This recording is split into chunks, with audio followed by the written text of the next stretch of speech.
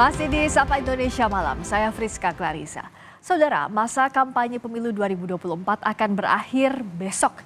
Selama 75 hari berkampanye, pasangan Capres dan Cawapres telah menyampaikan gagasan dan program yang akan diwujudkan jika menang Pilpres nanti. Kita lihat saudara, penciptaan lapangan kerja menjadi salah satu fokus utama Capres-Cawapres 2024. Anies Muhaimin menjanjikan penciptaan 15 juta lapangan kerja, sedangkan Prabowo Gibran 19 juta dan Ganjar Mahfud 17 juta. Di bidang pendidikan, Anies Muhaimin janjikan anggaran pendidikan 20% di APBN atau sekitar 600 triliun, sedangkan Prabowo Gibran mengandalkan program makan siang gratis untuk anak sekolah dengan perkiraan anggaran mencapai 400 triliun. Di bidang pendidikan, Ganjar Mahfud menjanjikan program satu keluarga miskin, satu sarjana. Lalu kita lihat juga di bidang kesehatan. Anies Muhaimin menjanjikan layanan kesehatan yang adil tanpa diskriminasi.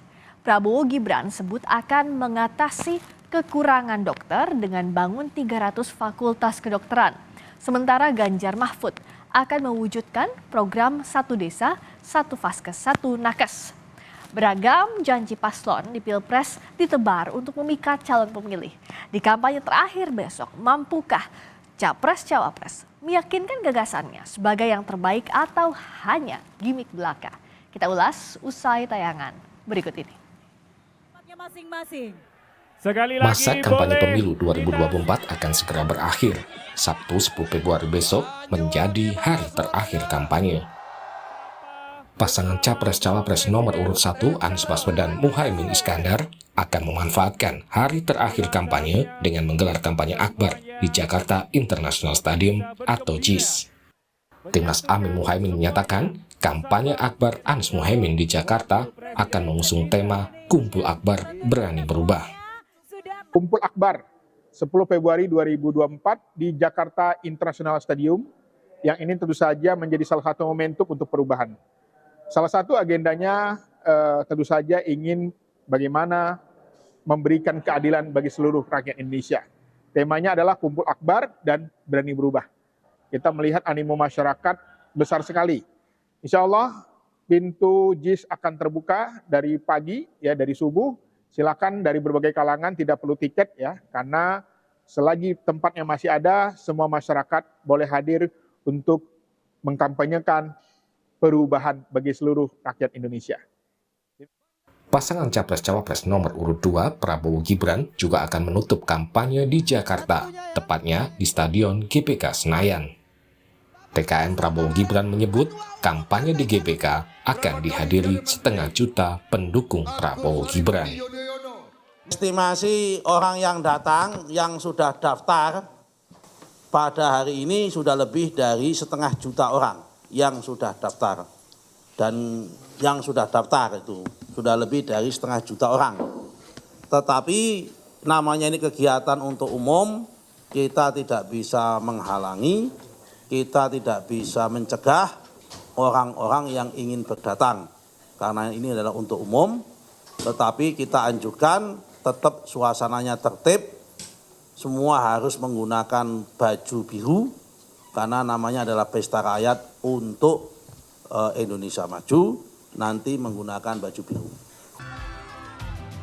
Berbeda dengan Capres-Cawapres nomor urut 1 dan 2, pasangan Cawapres nomor urut 3, Ganjar Mahfud, memilih mengakhiri kampanye di Jawa Tengah, salah satunya di kota Semarang. TPD Ganjar Mahfud Jawa Tengah mengungkap alasan khusus memilih Jawa Tengah sebagai kampanye akbar terakhir Ganjar Mahfud. Tempat terakhir kampanye Semarang, ibu kota kandang banteng. Oh, ini bagian dari membilas kampanye sebelah kemarin itu. Ya, bilas terus sampai tanggal 14 tak bilas terus biar bersih. Sejumlah tokoh politik termasuk Ketua Umum Parpol diperkirakan akan hadir di kampanye terakhir. Panggung kampanye besok akan menjadi kesempatan terakhir bagi Capres-Cawapres dan Parpol untuk meyakinkan pemilih. Tim Liputan, Kompas TV. Kampanye terakhir akan jadi kesempatan terakhir untuk meyakinkan pemilih. Apa yang disiapkan tim pemenangan untuk meyakinkan pemilih di kampanye terakhir besok? Kita ulas bersama perwakilan dari masing-masing tim pemenangan Capres. Dari Timnas Amin ada Daniel Johan, pasangan nomor urut 2 Prabowo Gibran diwakili Viva Yoga Mauladi, dan dari TPN Ganjar Mahfud hadir Todung Mulya Lubis. Selamat malam Bapak-Bapak. Selamat malam, Mbak Friska. Ini besok jadi hari yang ditunggu ya, kampanye terakhir. Apakah masih ada kejutan atau menekankan gagasan baru saja yang sudah disampaikan selama masa kampanye ini? Dari Bung Daniel dulu. Ya tentu kita akan konsisten ya menjadi puncak gagasan yang akan kita sampaikan. Tentu kalau masalah kejutan kita tunggu saja. Tetapi yang pasti selain kejutan akan ada penegasan-penegasan hal-hal penting, visi penting yang akan diperjuangkan dan yang akan diwujudkan oleh pasangan Amin. Selain tentu memberikan semangat agar pemilu ini harus dipastikan jurdil dan hasilnya legitimate di mata rakyat, sehingga semua hasil pemilu bisa diakui baik di dalam negeri maupun di luar negeri.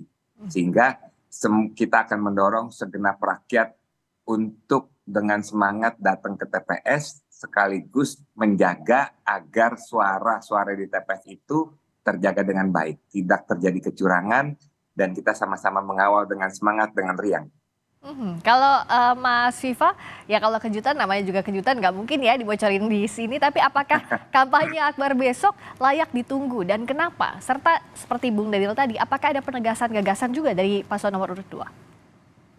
Soal gagasan semuanya sudah terangkum di visi misi Prabowo Gibran, 8 Astana Cita, 17 program prioritas, dan 8 program prioritas yang dipercepat. Selama 75 hari kita berkampanye, kita selalu mensosialisasikan program-program prioritas bagi masyarakat Indonesia, dan masyarakat Indonesia sudah mengetahui program-program dari Pak Prabowo Gibran, dan saatnya sekarang untuk menentukan pilihan. Kami berharap program melanjutkan dan menyempurnakan Prabowo Gibran ini adalah menjadi bagian dari proses keberlanjutan proses pembangunan. Dan yang kedua, kita ingin menegaskan kembali bahwa janji-janji dalam kampanye itu adalah menjadi bagian dari pertanggungjawaban politik kami. Seandainya Tuhan Yang Maha Esa meridhoi kami dan rakyat memberikan mandat untuk Pak Prabowo dan Mas Gibran terpilih menjadi calon presiden dan wakil presiden terpilih, itu akan kita pertanggungjawabkan dan kita akan realisasikan, dan kita akan berupaya agar janji-janji dalam kampanye itu adalah menjadi pertanggungjawaban sejarah. Dan kita akan hadir besok di Gelora Bung Karno jam 12 siang sudah buka. Kita akan pesta rakyat untuk Indonesia Maju dengan menghadirkan tokoh-tokoh nasional dari seluruh partai koalisi Indonesia Maju, seluruh selebritis, bertebaran bintang, dan seluruh rakyat, terutama di wilayah DKI, Jakarta, dan sekitarnya akan bergembira karena itu adalah kampanye. Maka kami meminta untuk besok yang hadir di Gelora Bung Karno agar tidak membawa anak-anak kecil, dan nanti setelah kita berkampanye kita akan bersihkan bersama-sama. Datang bersih, kemudian pulang bersih, dan kita ingin menghadirkan suasana kampanye yang sejuk, damai, penuh dengan kehangatan, bahwa kita adalah bagian dari masyarakat Indonesia yang beradab, yang ingin menghadirkan pemilu itu luber, jurdil, aman, nyaman, damai, dan menggembirakan. Kalau dari Bang Todung, apa yang ingin ditunjukkan di daerah yang jadi kandang banteng di Jawa Tengah yang disebut-sebut dan tampaknya akan dilirik juga oleh paslon lain selama ini? Silakan Bang Todung. Gini Friska, Pak Ganjar, Pak Mahfud itu berkali-kali mengatakan dalam debat Capres dan Cawapres dan juga dalam kampanye mereka bahwa no one is left behind. Jadi tidak satu orang pun akan ditinggalkan. Nah, Pak Ganjar, Pak Mahfud itu sudah keliling Indonesia, datang dari satu tempat ke lain tempat, mendengar suara rakyat dari bawah dan menyerap suara itu. Jadi yang pasti negara akan hadir. Pak Ganjar dan Pak Mahfud ya, itu akan betul-betul memperhatikan dan mengayomi kepentingan rakyat banyak. Tadi disebutkan oleh Friska sendiri bahwa program sudah disampaikan. 7% pertumbuhan ekonomi. Kelihatan ambisius, tapi memang itulah yang harus kita lakukan kalau kita ingin maju ke depan. Kita ingin ada internet gratis untuk memperluas pendidikan dan akses terhadap informasi. Kita ingin menciptakan 17 juta lapangan pekerjaan. 1 keluarga miskin, 1 sarjana. 1 desa, 1 vaskes, 1 nakes. Dan juga akan ada pemberantasan korupsi yang sangat-sangat intensif dilakukan. Pak Mahfud itu orang yang sangat getol dan gigih untuk memberantas korupsi, dan saya kira itu akan dilanjutkan. Jadi kalau ditanya apa yang akan dilakukan ya oleh Ganjar dan Mahfud, apakah akan ada gagasan-gagasan baru? Semua gagasan itu sudah disampaikan secara publik, baik dalam debat-debat yang dilakukan maupun dalam kampanye-kampanye di daerah. Jadi saya kira yang penting adalah kita semua berusaha untuk menjaga semua semangat ini dan menjaga Pilpres dan pemilu yang akan kita adakan pada tanggal 14 Februari ini berjalan damai, berjalan tertib, berjalan sesuai dengan semangat kebersamaan, dan mudah-mudahan kita bisa mendapatkan pemilu dan Pilpres yang punya integritas, yang diakui di dalam dan di luar negeri. Dan ini penting buat saya. Ini penting buat kita semua karena kita diuji gitu. Kita diuji oleh dunia, oleh rakyat kita, apakah kita mampu menjadi negara yang demokratis. Apakah kita mampu mengelola pemilu dan Pilpres ya, yang betul-betul sangat kompleks ya, dan sangat menentukan ini. Karena kita mesti mengakhiri satu periode sejarah kepemimpinan Presiden Jokowi dengan kepemimpinan yang baru. Mudah-mudahan rakyat memilih yang terbaik. Dan saya harap rakyat tidak salah pilih. Ya. Saya kira ini yang paling penting karena kita akan hadir bersama rakyat setiap saat, setiap detik ya. Dan kita ingin mendengar terus denyut nadi rakyat itu. Oke, dan siapa yang dipilih nanti bergantung pada hati nurani masing-masing pemilih. Tapi bicara soal usaha untuk ke sana, kampanye 75 hari, kalau ditanya cukup atau tidak, ya dicukup-cukupkan, selesai tidak selesai dikumpulkan gitu ya Bapak-Bapak. Tapi tentu ada evaluasi terhadap target perolehan, baik itu lewat survei, lewat jejak pendapat misalnya yang jadi tolok ukur sementara. Ini kan setidaknya gambaran. Apa saja evaluasinya? Kalau tadi Bung Daniel dulu, saya ke Mas Viva dulu sekarang, silakan. Ya, kita selalu memonitor, mengevaluasi setiap hari tentang rencana strategis pelaksanaan, dan kita menginginkan bahwa dalam sisa waktu sampai tanggal 14 Februari ini, kita masih terus berjuang keras agar ada tambahan intensif elektoral Pak Prabowo dan Mas Gibran.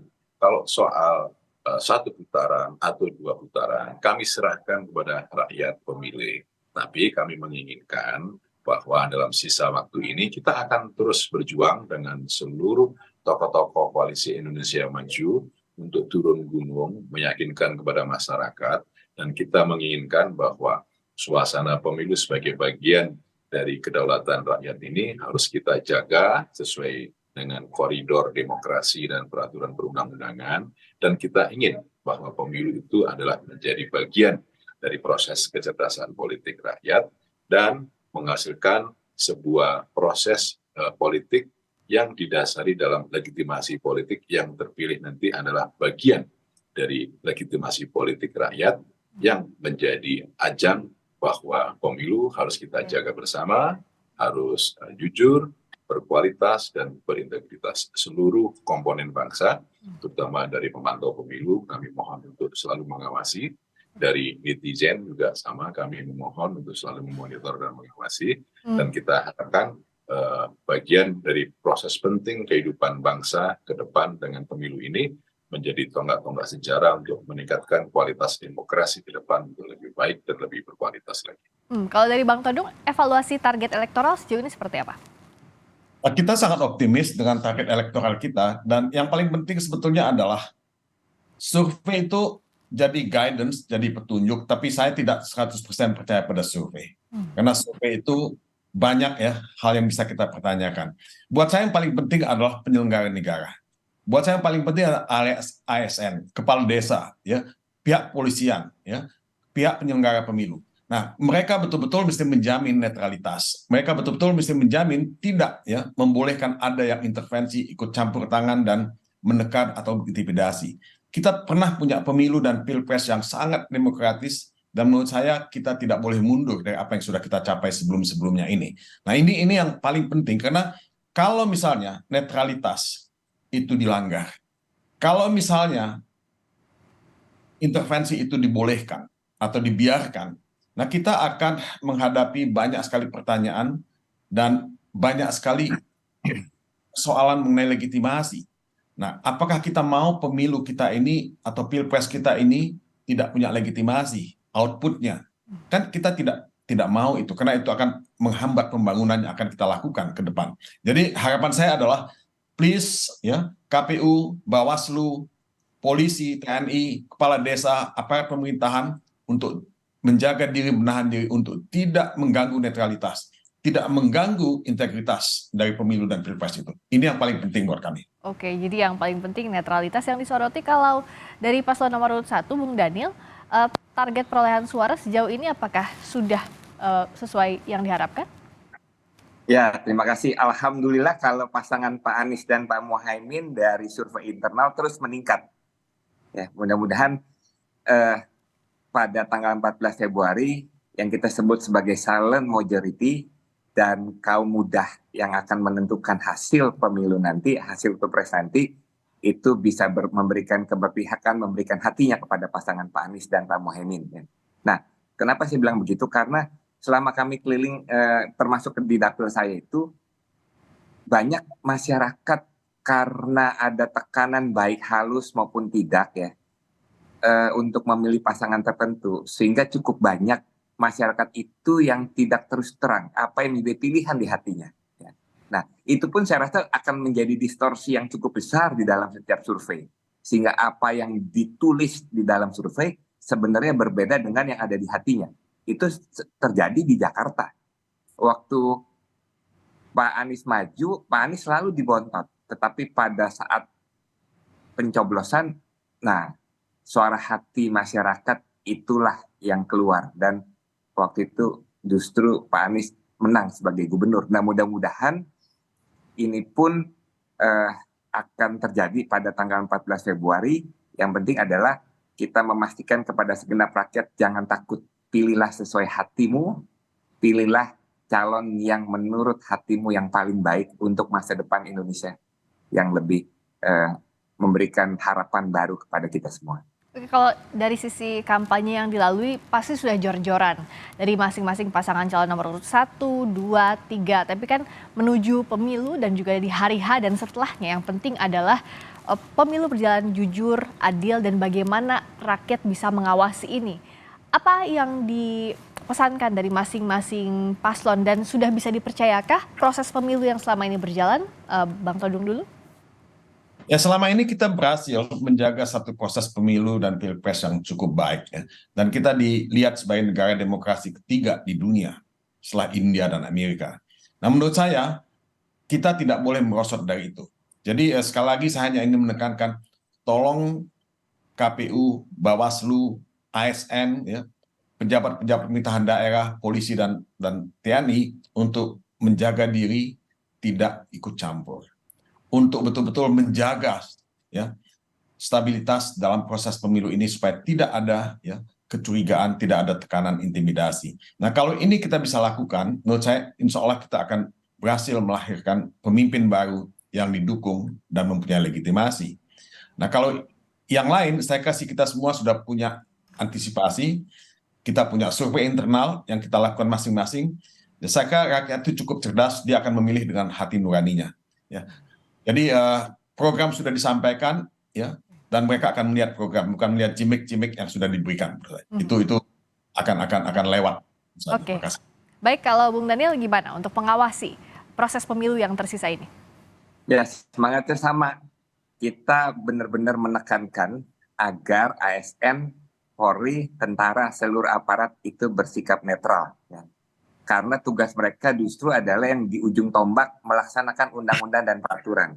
Jangan justru dalam pemilu ini ada pelanggaran, ada peraturan yang dilakukan. Nah, kenapa? Karena ini bukan hanya kepentingan kita semua, segenap peserta Pilpres dan Pileg, dan kepentingan rakyat, tapi ini menjadi kepentingan utama pemerintah. yang ada sekarang ini, kalau pemilu sampai tidak legitimate, itu sangat merugikan rakyat, tetapi juga sangat merugikan, sangat membahayakan posisi pemerintahan yang ada. Ya. Jadi kita sama-sama kawal pemilu dengan jurdil, dengan riang gembira, dan hasilnya diterima dengan sah bahwa ini jurdil oleh segenap rakyat dan bahkan dunia internasional. Kalau Bung Viva, gimana untuk memastikan bahwa pemilu ini tidak hanya dilalui dengan riang gembira, tapi juga diawasi berjalan jujur dan adil? TKN Prabowo Gibran mendorong agar pemilu ini betul-betul berlandaskan pada Undang-Undang Nomor 7 Tahun 2017 tentang pemilu dan beberapa undang-undang yang lainnya, karena itu menjadi patokan hukum yang menjadi dasar dari pelaksanaan. Proses untuk monitoring pengawasan dari lembaga negara itu sudah ada Bawaslu, ada Gakumdu, yang itu adalah kolaborasi dengan kepolisian dan kejaksaan, dan monitoring dari beberapa kekuatan civil society yang sangat luar biasa, serta kelompok-kelompok pemantau pemilu, serta dari netizen yang selalu memonitor 24 jam. Jadi kami berharap proses pemilu ini adalah bagian dari proses pendidikan politik rakyat, tidak boleh dinodai. ASN, TNI, Polri itu memang harus netral dan harus menjaga integritasnya, serta kekuatan-kekuatan dari civil society harus terus berupaya melakukan kritisisme dan melakukan sebuah kegiatan monitoring agar apa? Proses perjalanan pemilu ini adalah bagian dari proses perjalanan sejarah bangsa yang harus diawasi oleh seluruh komponen bangsa. Jadi Bawaslu, penyelenggara pemilu yang lainnya itu harus berkualitas dan berintegritas untuk menghasilkan demokrasi melalui pemilu yang berkualitas, berintegritas, dan menggembirakan. Oke, harus langsung umum, bebas, rahasia, jujur, adil, karena kita tidak hanya mencari pemimpin, tapi juga pemimpin yang punya legitimasi.